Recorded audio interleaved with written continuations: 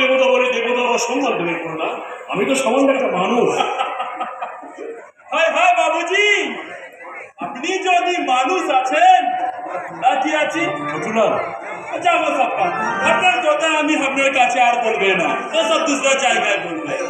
হ্যাঁ আসিফ বাবু, বাবুজিকে ওটা বলিয়েছ? না, আমি বলিনি। ও তাহলে আমি भी বলছি। বাবুজি, আমি তো মোটর মিস্ত্রির নৌকরি ছড়িয়ে দিলাম। কেন? ভালো লাগলো না বাবুজি, ভাবছি ব্যবসা করবো। তো আপনার লড়কাকে তো পুরো আমি একদম বিশ্বকর্মা বানিয়ে দিয়েছি। আমাদের নতুন ম্যানেজার বাবু বহুত খুশি হয়ে অসিফ বাবুকে তো আমার পোস্টে প্রমোশন করে দিয়েছে। তাহলে এখন কথা হলো, তার এখানে থাকছে না, ওই মানিক তলায় দোকান দিচ্ছে। আপনার সাথে তো আমার আর দেখাই হবে না, সেই নিয়ে বলছিলাম একটু বলো। সময় করে মাঝে মাঝে গরিব ছোট্টুলালের ওখানে পায়ে ধুলা দেবেন বাবুজি। ছোট্টুলাল, যদি কবি রোজ কোনো কাজে আপনাকে আমার প্রয়োজন মনে করেন, তাহলে মেহেরবানি করে আমাকে তলব করবেন। আমি খবর পেলে জরুর এসে আপনার পায়ের ধুলা মাথায় করে নিয়ে যাবে।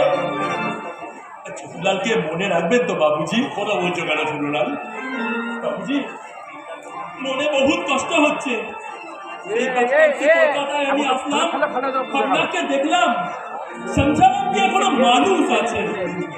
जिंदगीके लिए सारादिन झूठ बात बोलिए, ছোটবেলায় আপনাকে দেখে মালুম হতো আমার সব পাপ বুঝি খণ্ডন হয়ে গেল। দেবতার সঙ্গে দেখা করে আমি বিলকুল পাপ সাফা করে আসলাম। নমস্তে নমস্তে বাবুজি, ছোটলালকে মনে রাখবেন বাবুজি, ছোটলালকে মনে রাখবেন। নমস্তে